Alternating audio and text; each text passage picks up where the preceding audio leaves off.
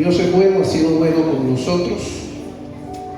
Y pues quiero compartir hoy la palabra del Señor o continuar algo de lo que estábamos hablando la semana pasada. Si ustedes recuerdan, la semana pasada estábamos hablando sobre conflictos. ¿Sí lo recuerdan? Sí, amén. Cómo identificar los conflictos o cuáles son las cosas. La semana pasada hablamos sobre lo que provocan los conflictos, que tenemos que saber identificarlos. Hoy quiero compartir cómo actuar en medio de los conflictos.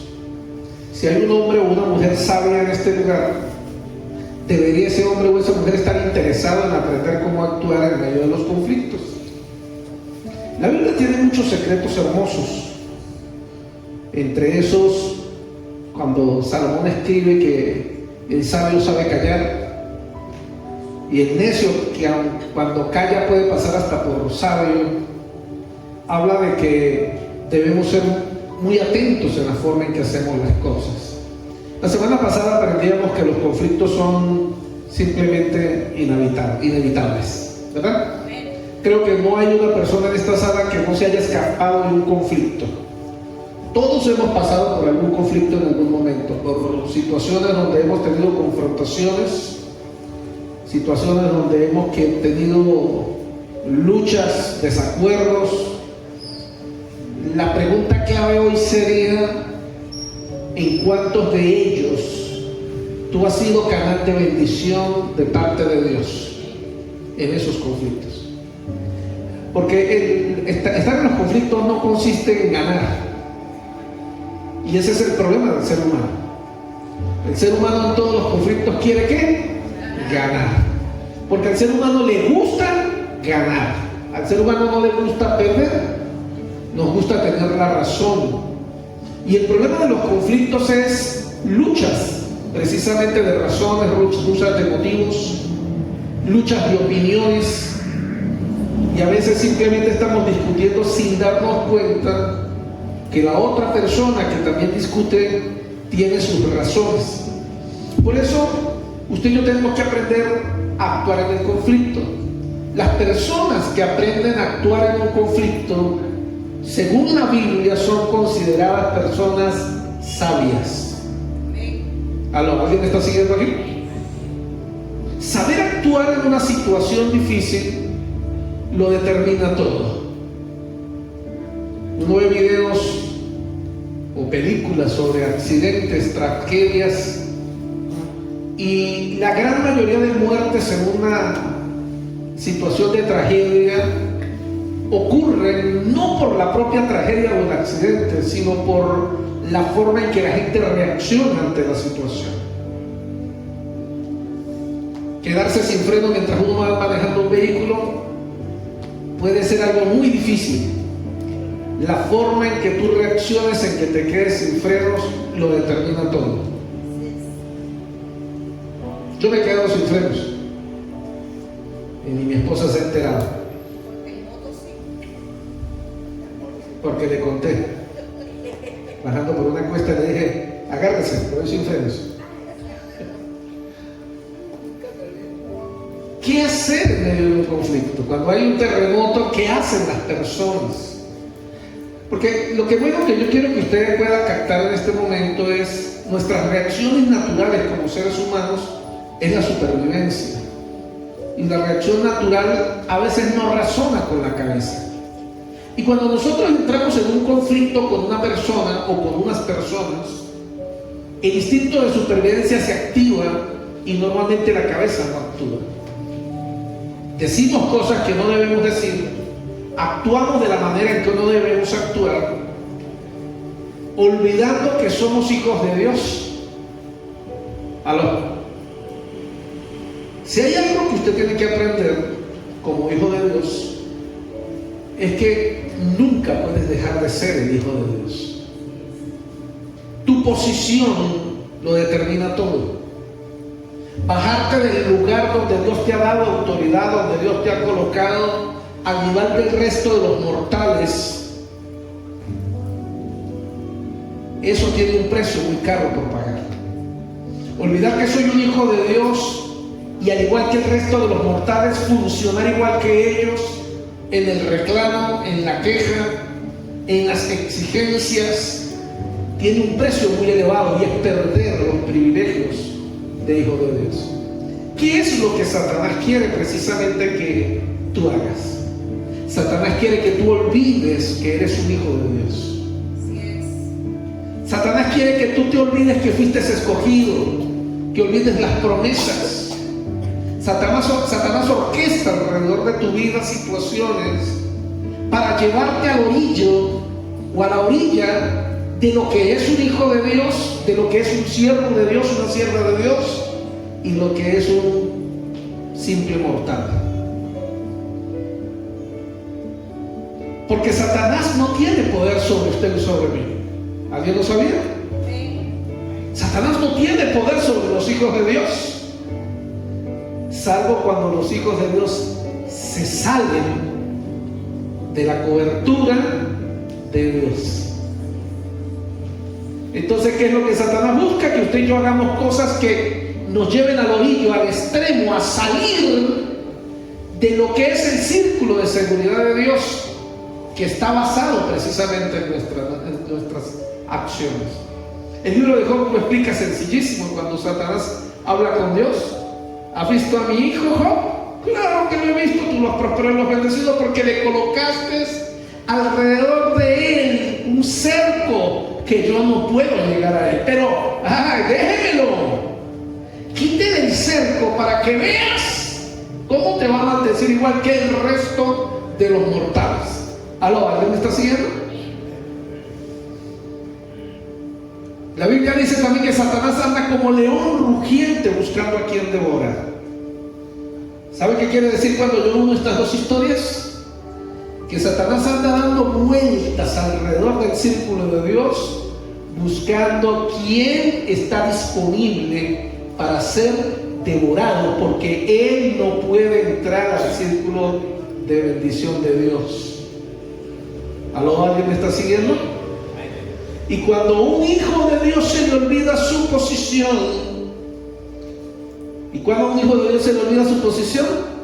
cuando empieza a pensar demasiado en sus derechos, a reclamar sus derechos, sus privilegios. Satanás empieza a activar en mi mente esa necesidad, es que yo no necesito soportar esto. Satanás empieza a meter ideas en la mente, a mí nadie me va a venir a humillar. Yo no me voy a dejar primero, además, manso pero no menso. Pensamientos que llegan aquí. ¿Sabes para qué? Para que se te olvide. Y Satanás lo que quiere es activar en ti tu humanidad, tu parte humana, natural de supervivencia. La parte humana natural de supervivencia es que si a mí me dan un golpe, yo tengo que reaccionar y defenderme. Pero el Señor dijo, ya va, detente, si te dieron por una mejilla, pon la otra.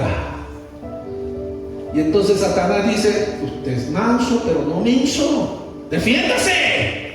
Y cuando activa mi humanidad, se me olvida cómo es que Dios espera que yo actúe. Si te obligan a cargarla, llevar la carga por una cuadra, llévala por 2 o por 3. Y el Señor dice, no olvides quién eres. Mi amado Cristo, mi amado Señor es el mejor ejemplo de todo esto.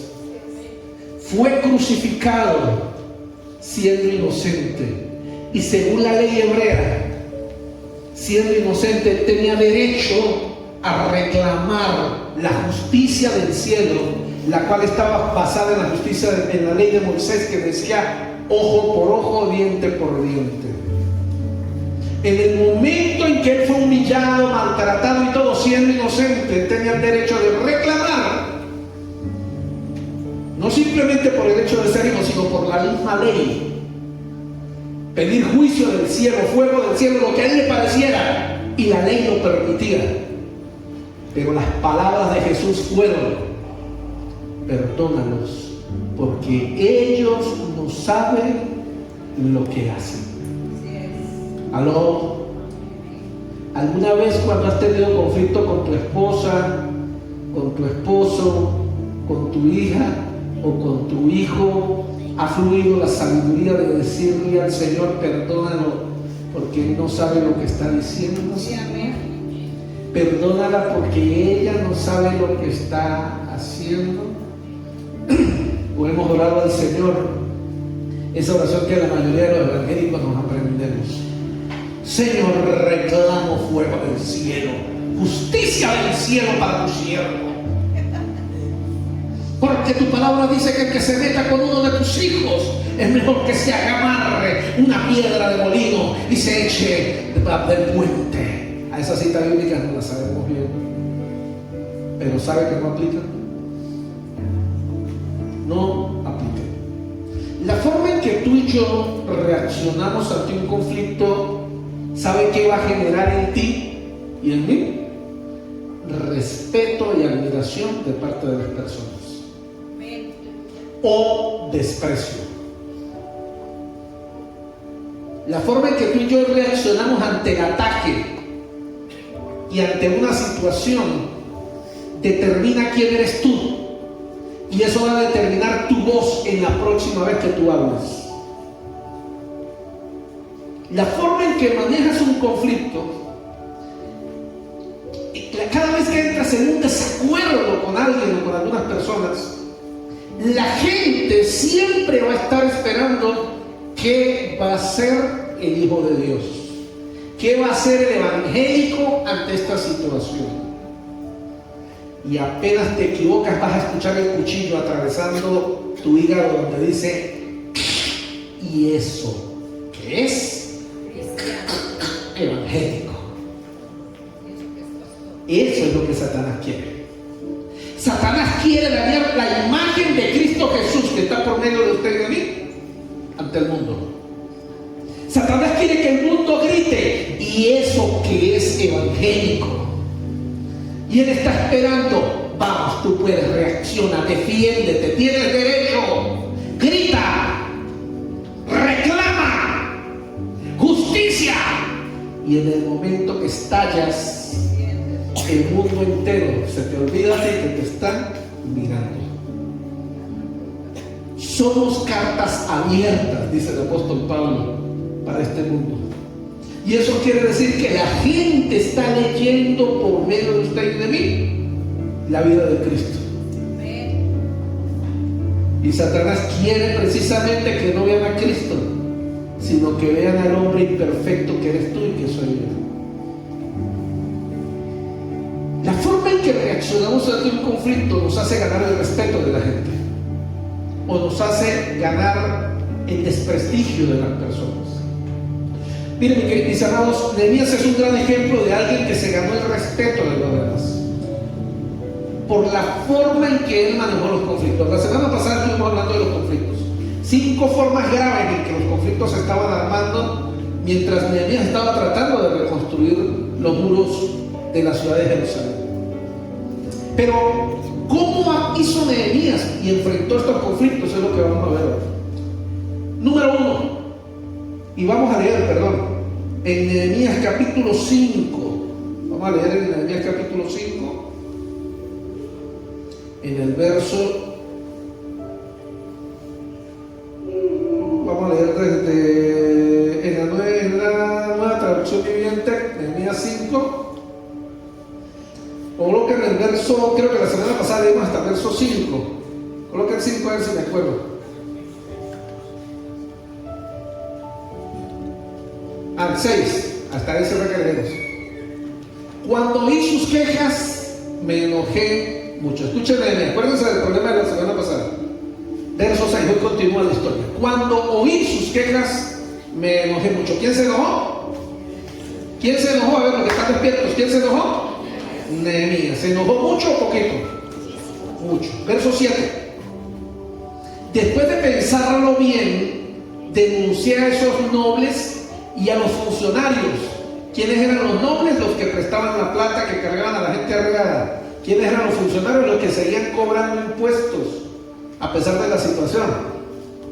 Y les dije: ustedes perjudican a sus propios parientes al cobrar intereses cuando les piden dinero prestado. Entonces convoqué a una reunión pública para tratar el problema. Vamos a aprender 3 cosas de Nehemías que debemos aprender a hacer para resolver problemas. ¿Cuántos de ustedes quieren aprender a resolver problemas? A ver, hombres que están en este lugar. A ver, todos los casados, levanten la mano. Hombres que están casados con su esposa y viven con su esposo. Ok. A ver, Juli, levanta la mano conmigo. Eso, ya lo entendí. Ya pueden bajar la mano. Esto es para ustedes. ¿Cómo aprender a vivir sabiamente con ella? Porque el apóstol Pablo lo dice, el hombre sabio tiene que aprender a vivir con su mujer. Es decir, que el hombre tiene que aprender a resolver conflictos. ¿Saben que los hombres tenemos que aprender a resolver conflictos? No quiere decir que las mujeres no. El problema es que el hombre debe ser sabio al vivir con su mujer, porque la necesita más de lo que ella lo necesita a él. Así es. No lo repiten. Primero que aprendemos de la vida de Nehemías, escucha esto. Al comenzar el verso 7, dice: después de pensarlo bien. Número 1, en medio de los conflictos, Nehemías hizo una pausa para pensar antes de hablar. Número 1, hay que aprender a hacer pausas antes de hablar. ¿Sabía usted que una vez me encontré una calcomanía, esa que ponían en el transporte público, y en la entrada de la grandota me encantó? Decía: por favor, conecte el cerebro antes de poner a funcionar la lengua. ¿Qué tal esa? Así es. Mujer, dígale a su marido: Conéctese. piense antes de hablar, hermano. Si usted pensara antes de hablar. ¿Sabe que Nehemías hizo una pausa para pensar antes de hablar? La Biblia dice que Nehemías escuchó las quejas y las acusaciones que tenían los israelitas. La situación era grave, la gente tenía hambre, había crisis económica, la situación era muy complicada. Había hombres ricos que eran malos porque se aprovecharon de la situación. Había líderes que eran malos, que en vez de ayudar al pueblo seguían cobrándoles impuestos. ¿Qué hubiese hecho usted en el lugar de Nehemías? Piénselo por un momento. ¿Sacar unos cauchos para quemarlos? ¿Trancar la cuadra de la calle para que el transporte público nos pase y llamar la atención de que lo que es justo, que se acabe la injusticia? Tal vez usted y yo hubiésemos hecho algo como eso. Por esas razones que tal vez no salimos de las situaciones que tenemos. Cuando enfrentamos los conflictos, a veces lo primero que sabemos hacer es quejarnos. ¿Sabe qué hace la mayoría de la gente cuando entra en medio de un problema y un conflicto? ¿Qué es lo que hacen? Se quejan. Se quejan. Diga conmigo: se quejan. Se quejan. Entonces diga mejor: nos quejamos. Nos quejamos. Y las quejas, mi amado, mi amada, no sirven para nada. Es como más bien echarle más leña al fuego. Nehemías hizo todo lo contrario. Escuchó las quejas, se caló a la gente echándole el cuento. Yo me imagino a Nehemías durante horas. Uno levantaba: que nos están robando, el otro: nosotros también somos hijos de Dios, y nosotros, miren, nos quedamos sin plata, a mí me secuestraron las hijas y no tengo. Y Nehemías: sí, cuénteme. ¿Y qué más? ¿Qué más? Y cuando al fin todos se cansaron, y él iba pensando, escuchando y pensando. Todas las quejas que tenía el pueblo de Israel contra quienes los estaban explotando y en los que estaban provocando la hambruna. Ahora yo me pregunto, aquí no lo dice la Biblia, ¿qué sería lo que estaba reclamando la gente del pueblo contra esa gente, contra los ricos? Yo me imagino tipo Venezuela: que los quemen, que los metan presos. O mejor, apliquemos el socialismo, agarremos todo y repartámoslos por partes iguales. ¿Sabe qué hizo Nehemías? Tomó una pausa y escuchó antes de tomar una decisión. antes de hablar. Cuando tú y yo entramos en un conflicto, la persona sabia sabe guardar silencio para escuchar el problema del inmaduro o de la inmadura que no puede guardar y controlarse y que habla desesperadamente. Siéntase confiado en voltear a mirarla o a mirarlo. No, mejor no lo haga para que no haya conflicto. Siempre hay alguien que se descontrola. Y a veces no es uno, a veces son los dos. Pero algo que la Biblia me está enseñando es que una persona sabia guarda silencio y escucha las quejas. Me pregunto en esta hermosa tarde, ¿sabes escuchar quejas? A nadie le gusta escuchar quejas, ¿verdad? Pero a veces la queja es la forma en que una persona se está desahogando de todo el dolor, la rabia y la tristeza que tiene dentro de su corazón. Y alguien necesita ser perita de boxeo para escuchar todo lo que alguien a quien ama necesita votar para ser libre. ¿Aló? ¿Alguien me está siguiendo en la conversación? Mire, yo soy cachetoncito, tengo complejo de perita. ¿Cómo, mi amor? Sí, como la nieta, pero ya no es perita de boxeo. ¿Qué significa, después de pensarlo bien? Esto significa que él consideró cuidadosamente la situación. Lo pensó bien antes de hablar, poniendo su mente en marcha antes de abrir la boca. Nuestra lengua, mis amados hermanos, nuestra boca puede ser canal de dar vida, dice la Biblia, o puede ser canal de dar muerte. Por nuestra boca puede fluir la palabra que traiga vida, que traiga paz y armonía, o puede fluir la palabra que traiga muerte y destrucción en nuestro matrimonio y en nuestra familia. ¿Alguien está de acuerdo conmigo? Tú y yo, ¿qué somos? Los que traemos vida a nuestro hogar y a nuestro matrimonio por medio de las palabras que salen de nuestra boca, o los que provocamos muertes. Mis amados, en el mundo de hoy hay personas, las personas expresan rápidamente sus ideas sobre la injusticia. En el mundo de hoy, la gente habla sin pensar y se encuentran ante una injusticia y reclaman. Fácil es quemar un caucho, fácil es trancar una calle, fácil es hoy no cocino más porque estoy brava, me siento molesta, hoy no traigo mercado porque no me hicieron la comida que a mí me gusta. Fácil es tomar decisiones como esas. Una vez estaba molesto y mi esposa no me quería dejar ver televisión, entonces dije, pues como yo lo pago, ya iba a quitar el cable. Yo sabía a qué lado de la antena iba a desconectarlo, pero a mitad del camino el Espíritu Santo me habló, porque en vez de traer paz iba a traer más problemas.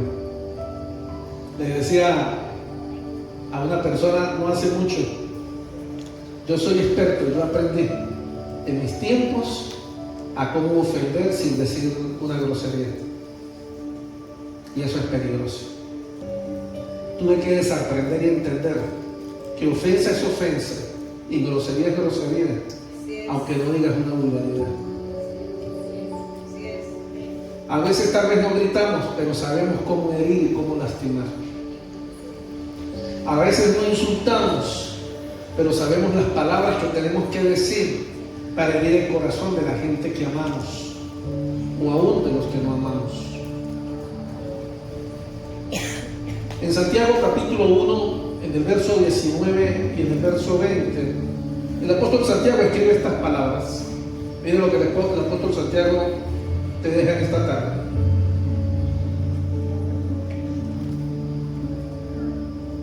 (19 y 20). Mis amados hermanos, quiero que entiendan lo siguiente. Todos ustedes deben ser rápidos para escuchar, lentos para hablar y lentos para enojarse. Ahora sí, 20. El enojo humano no produce la rectitud que Dios desea. Vuelvo atrás, 19.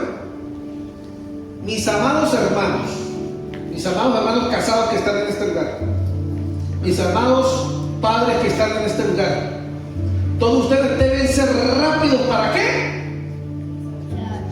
Dígale al de al lado, debe ser rápido, aprender a escuchar. Pero debe ser lento para hablar. Lentos para hablar y lentos para enojarnos. A ver, los fosforitos que están aquí y las fosforitas, aquellos que se enojan rapidito, que no aguantan dos pedos para molestarse. Según la ley de Dios dice que usted debería ser rápida para escuchar, pero lento para hablar y lento para enojarse. ¿Cumples tú esa ley? No me digan, no, pastor, ella no la cumple. No, yo le estoy preguntando a usted que si usted sí la cumple. ¿Por qué? Porque hay una explicación en el verso 20. El enojo humano no produce la rectitud de Dios, que Dios desea. ¿Usted sabe lo que significa este texto bíblico? Se lo voy a decir en español. Mire, el enojo humano no produce la rectitud que Dios desea. Se lo voy a decir en español criollito. ¿Sabe qué quiere decir eso? Cuando alguien está enojado, no hace nada bueno que agrade a Dios.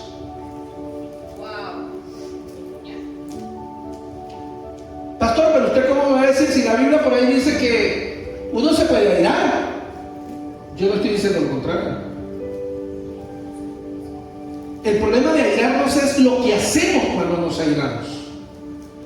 Ahora, si usted es el tipo de persona que cuando se aira y está molesto, usted mira al cielo y respira, le felicito. Muy bien. Si usted es de los que hacen eso. Pero creo que no es así. Creo que la mayoría de los que están sentados en esta sala, cuando se enojan, sueltan la lengua. Y tal vez algunos cuando se enojan parecen pajaritos moviendo las manos. Hay algunos que cuando se molestan manotean y eso patalean, se mueven para un lado. Algunos mueven las ollas, mueven los platos, mueven las escobas. Cuando se enojan, tiran las puertas. El problema no es que te molestes, el problema es lo que estás haciendo cuando te molestas. ¿Por qué? Porque hay ojos humanos que te están viendo, pero sobre todo los ojos del cielo que están sobre ti te están observando. Y también los ojos del infierno, los cuales hacen fiesta cuando a ti se te olvida quién eres. Número 2. ¿Qué hizo Nehemías para resolver los conflictos? Número 2. Resolvió el conflicto en privado. ¿Cómo hay que resolver los conflictos? En privado.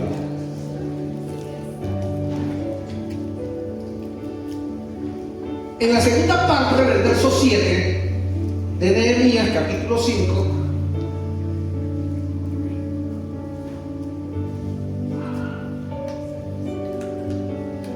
espera, pensarlo bien, denunciar esto, no, Uy, me está dando calor, Dios mío. Fuego. ¿Dónde está? ¿Me perdió? Después de pensar bien, denuncié esto, no ven los funcionarios y les dije, ¿y por qué aquí no me dice así? Convoqué a una reunión pública, 5, 7, ¿dónde dice esa parte? Al final. Entonces convoqué a una reunión pública para tratar el problema. Miren lo que usted y yo tenemos que aprender. Usted y yo tenemos que entender que como hijos de Dios, usted y yo somos puentes de conexión de este mundo con Dios. ¿Qué es lo que Cristo vino a hacer en este mundo? Ser un puente de conexión. ¿Qué es lo que usted está llamado y llamada a hacer para este mundo? Un puente. ¿Entre qué? Entre lo humano y lo divino. Tú eres ese puente que la gente está mirando y eres ese puente por el que la gente va a pasar para conectarse con Dios. Pero ¿qué pasa si ese puente que eres tú se derrumba? ¿Aló? Perdónenme por lo que voy a decir, lo he dicho varias veces, pero es hora de que lo vuelva a decir hoy. ¿Cómo es posible que tengas tantos años viniendo a la iglesia y no hayas ganado todavía alguno de tu familia para Cristo. ¡Tan, tan, tan, tan! ¿Dónde está el puente de salvación para tu familia? ¿Está derribado? Cuando la gente te ve, tu familia te ve, ¿están viendo un puente de conexión entre el mundo y Dios?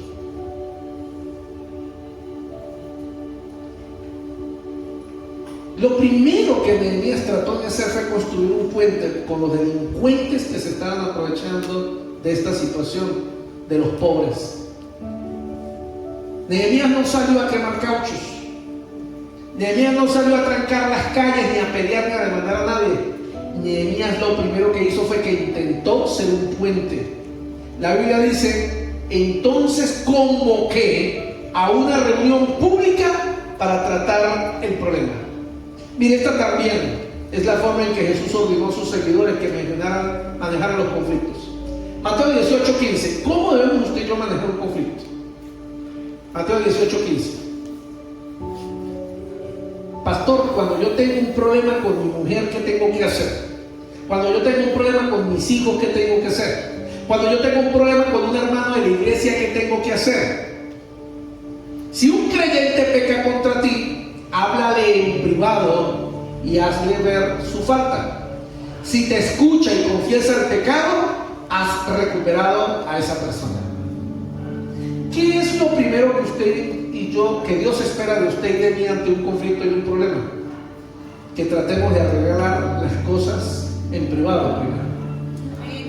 Que lo intentemos. Decir algo en público o atender un problema en público es la última acción que se toma cuando el privado no funciona. Es decir, ¿cuándo pastores que una pareja debe ir a los pastores a pedir ayuda? Cuando lo intentaron y no pudieron. Claro, imagínense que la pastora y yo le estemos arreglando a usted todos sus problemas. Ustedes primero tienen que intentarlo, y si lo arreglaron bien, se ganaron nuevamente la pareja y echan para adelante. Y si no se puede, pastor, porque aquí viene otro problema. Nosotros hemos tenido situaciones con parejas que han llegado a decirnos: pastor, queremos informarle que nos vamos a separar y a divorciar. Gracias por informarnos. Dios lo bendiga. O sea, que están informando a uno, pues bien. Una pareja, una familia, un conflicto entre hermanos de la iglesia, primero tienes que tratar de arreglarlo. Si no se arregla, vamos a las autoridades o vamos a un lugar público. La Biblia dice entonces: búscate 1, 2, hasta 3 testigos. Porque si ya lo intentaste de la manera correcta de arreglar, pero la persona todavía está cerca, podemos ir a lo público.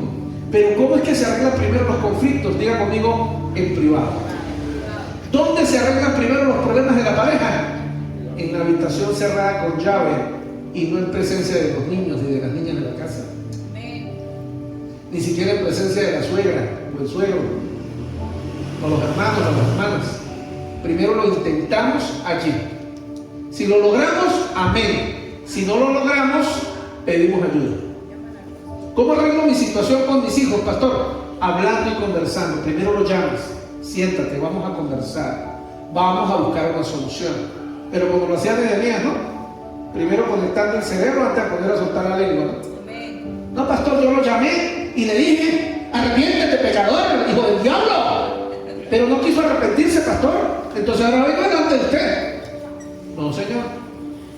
Primero conectamos el cerebro antes de poner a funcionar la lengua. Si quieres ser respetado por la gente, mis amados, tienes que aprender a resolver los conflictos a la manera de Dios. ¿Alguien está siguiendo? Si quieres que la gente te respete, que las personas admiren al hombre o a la mujer que eres de Dios, la gente tiene que ver en ti a alguien que sabe resolver conflictos con sabiduría. Alguien que es sabio no entra en dilemas públicos o en situaciones públicas. Es prudente y cuidadoso en lo que hace. Usted y yo tenemos derecho a reclamar de la situación de este país. Ese es un derecho que yo tengo, la Constitución me lo da. Pero saben, es un derecho que yo no voy a ejercer. Porque yo soy un pastor, un siervo de Dios, un hijo de Dios. Y yo tengo que ser un canal de bendición y de paz para la gente que me ve y la gente que me conoce. Yo no puedo tomar la actitud que las demás personas pueden tomar. Usted me dice, pastor, es que usted nunca ha estado en una situación como la mía. Le puedo sacar una lista larga. Yo sé lo que es estafa, yo sé lo que es robo, sé lo que es engaño, sé lo que es abuso, sé lo que es traición, y vale de contar un poco de historias más. Pero ¿sabe que nunca va a haber en mí? A alguien que se va a poner públicamente en escarnio a los que le han lastimado o herido. Así es. Porque eso no lo hace un hombre o una mujer de Dios. Y eso lleva a que usted se pueda ganar el respeto de las personas. ¿Alguien se está quedando despierto aquí o todos están quedando dormidos? ¿Sí? ¿Están despiertos? Ya escuché que pasó decir amén, aleluya. Número 3. ¿Qué hacer en medio de los conflictos? Número 3. Nehemías apeló a lo mejor de las personas. Mire, le voy a dar un dato muy importante. Como hijo de Dios, mi esposa antes me criticaba mucho. Gracias a Dios aprendió a tener paz en eso.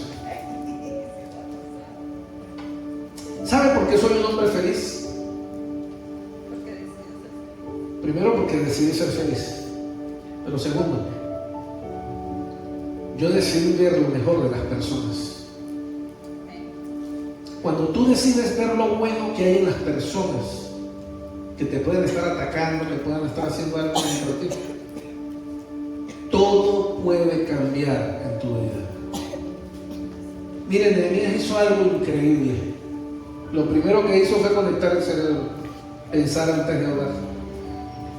Lo segundo que Nehemías hizo fue ya resolver las cosas en privado primero y tratar de resolverlas. ¿De qué manera, pastor? Número 3, verso 9 del capítulo 5. Escuche lo que hizo Nehemías. Entonces insistí. Él se reunió, tuvo una reunión privada con la gente de la plata, del dinero, con los políticos. No está bien, les dijo Nehemías, lo que ustedes hacen. ¿Acaso no deberían andar en el temor de nuestro Dios para evitar que nos pongan en ridículo las naciones enemigas? Escuchen lo que está diciendo Nehemías. Nehemías le está diciendo a los políticos del pueblo y le está diciendo a los hombres ricos: ¿a ustedes se les olvidó que el mundo nos está mirando?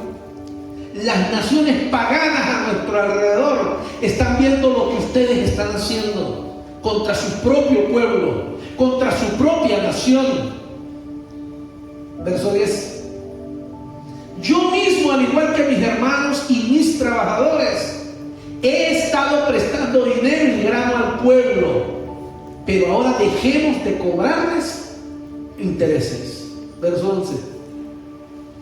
Devuélvanles hoy mismo sus campos y viñedos, sus olivares y sus casas. Además, devuélvanle los intereses que cobraron cuando prestaron dinero, grano, vino nuevo y aceite de oliva.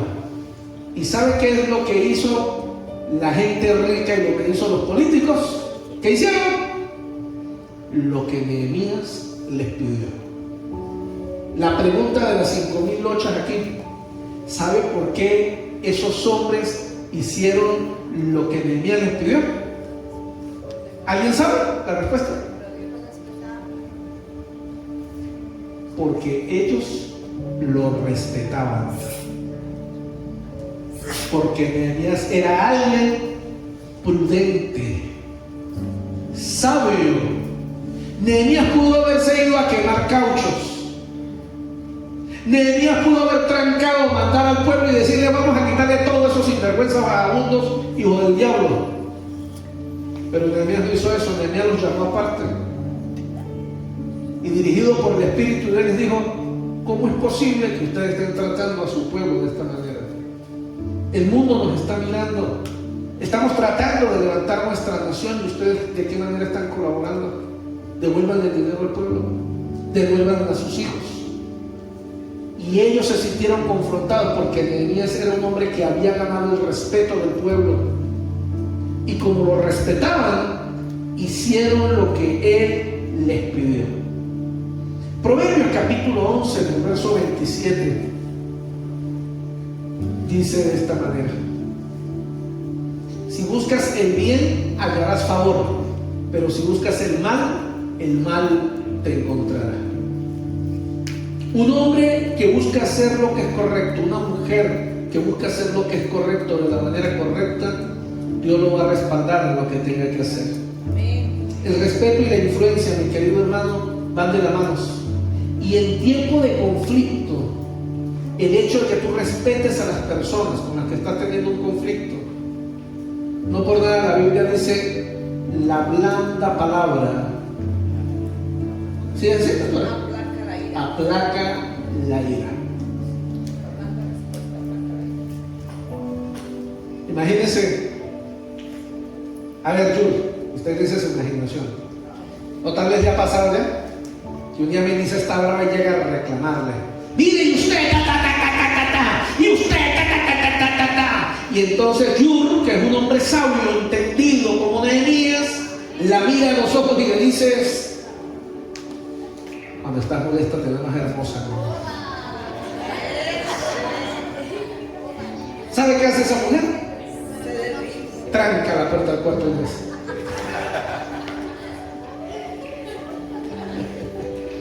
solo para entendidos y mayores de edad.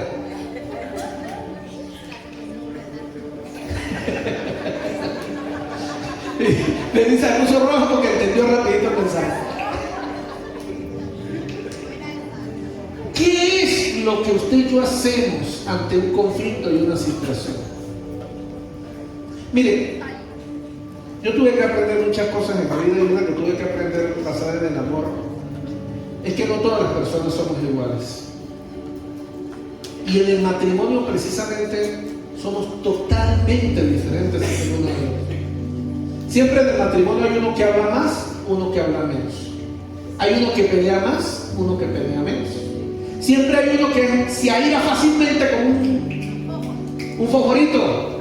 Hay otro que es más pasivo, más calmado, pero cuando se molesta tarda más cuando se molesta arrasa con todo también. Totalmente diferentes. ¿Sabe que yo tuve que aprender que mi esposa tenía una debilidad? Y que mi propósito en la vida era protegerla de esa debilidad. ¿Sabe cuál era la debilidad de mi esposa que ha aprendido a superar porque tiene un esposo que la ama? Que mi esposa es un fosforito. Yo tuve que entenderlo. Y el día que yo entendí, mi esposa tiene una debilidad, también tuve que entender, yo soy el llamado a cubrir esa debilidad que tiene mi esposa. Entonces, cuando mi esposa agarra candela, yo tengo dos decisiones que tomar. Una, o apago la candela sofocando con amor, o le echo gasolina y nos quemamos los dos. Porque mi esposa, por su problema que tenía, ella no es de la que se va a callar si yo le contesto. Va a pelear más. ¿Verdad que sí? Pero si no le contesto, se va a cansar y no va a pelear más. ¿Alguien me está escuchando aquí a lo que me estoy refiriendo que tiene que hacer con su esposa o con su esposo si es un fosforito? ¿O con su hijo si es un fosforito? ¿O con su hija si es un fosforito? ¿O con su mamá que es un fosforito? ¿O su suegra que es un fosforito? ¿Quién tiene un fosforito cerca? ¿Alguien conoce un fosforito?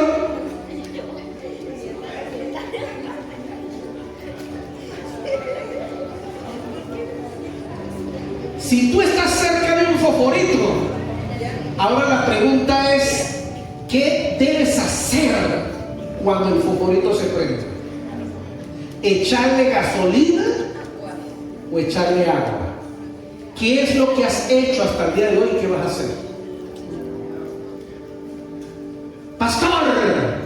Es que eso no puede ser así. Que a uno a cada rato lo griten, lo insulten.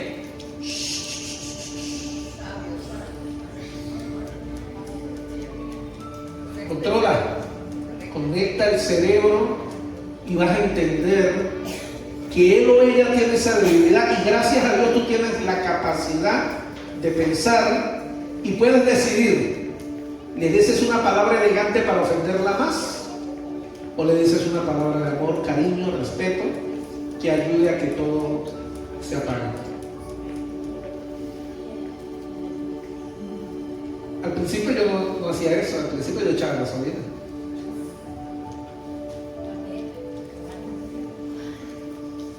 Y tal vez el problema no es el fosforito, tal vez el problema es que tu mujer o tu marido es muy quedado.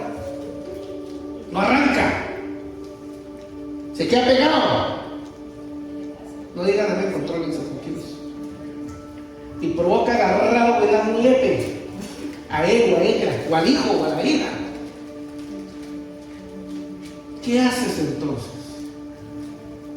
Y para de contar, no solamente eso, pueden ser mil cosas. Hay algunos que cuando medio se molestan y empiezan a hablar en lengua demoníaca, no es. Y eso, perdónenme, es literal, ¿no? Porque un cristiano que se deje desbordar por las vulgaridades de sus labios es alguien que está endemoniado. Así es. Que tiene los demonios adentro, por cierto, porque de la abundancia del corazón habla la boca. Y se hace llamar evangélico y salen vulgaridades por su boca porque está endemoniado por dentro aquí y necesita liberación. Ajá. ¿Cómo ayudo yo a mi pareja si tiene ese problema? ¿Cómo ayudo yo a mi hijo si tiene ese problema? En privado, con palabra mansa, buscando una solución. Y si no podemos, pues vamos y pedimos ayuda a alguien más, lo hacemos público, con alguien que nos pueda ayudar. ¿Cuál es la debilidad que tiene tu pareja, tu esposo, tu esposa, tu hijo, tu hija? La persona con la que tuviste conflicto hace poco, ¿cuál es su debilidad? Mi pastor, recuerdo que un día me dijo: Frank, cuando alguien te grite, siempre recuerda algo. Esa persona lo que en realidad te está pidiendo es ayuda. Y eso se quedó en mi mente grabado.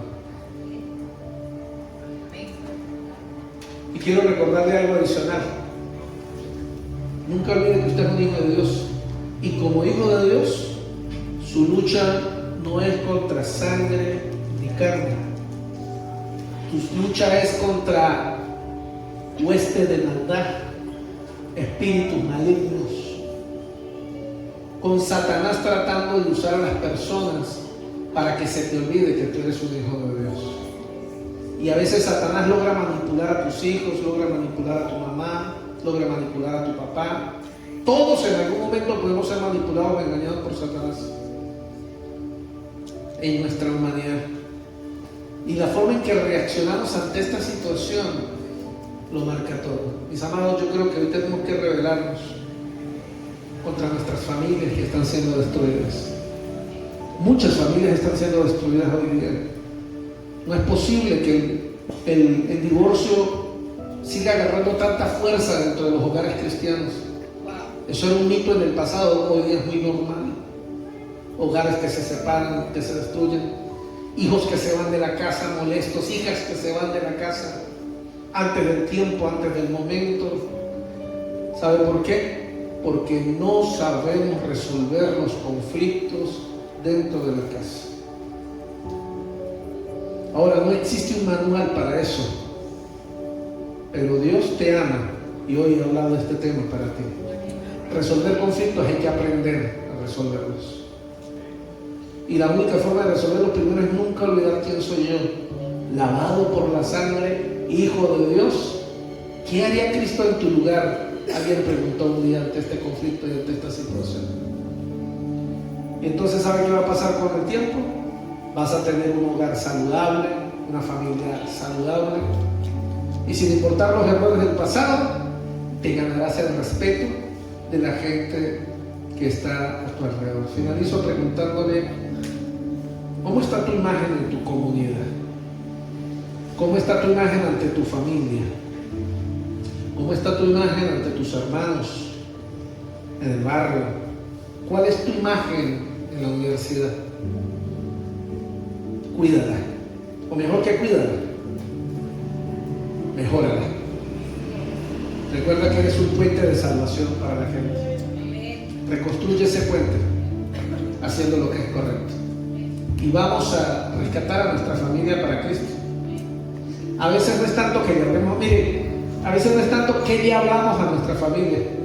Mire, uno como pastor está cansado de que la gente debe decir, pastor, ayúdame a orar por mi mamá, pastor, ayúdame a orar por mí, y ayúdame a orar por mí. Y no está mal, piden una oración, le piden una oración. Pero es que el problema es el siguiente: el puente de salvación para ellos no soy yo. ¿Alguien me está siguiendo aquí en lo que estoy diciendo? De nada sirve que tú me pidas oración por tus hijos, que tú me pidas oración por tus padres, que tú me pidas oración por tu mujer, por tu marido. Yo no soy el puente de salvación para ellos. El puente de salvación eres tú.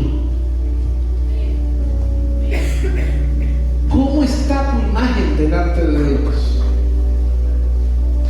Mis amados,